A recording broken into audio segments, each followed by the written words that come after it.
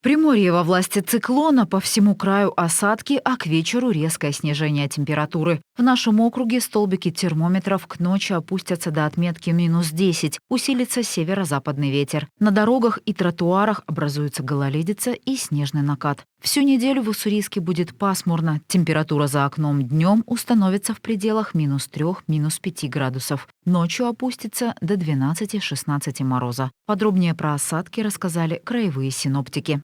Во вторник, 3 декабря, циклон быстро сместится на Сахалин и унесет непогоду с собой. Ночью снег пойдет на убыль и к утру прекратится. Сохранится сильный ветер. Днем во вторник будет погода без осадков, ветер станет ослабевать. В ночь на среду, 4 декабря, существенных осадков не ожидается, морозы усилятся на 1-5 градусов. Днем подойдет малоактивный фронт и вызовет местами небольшой снег.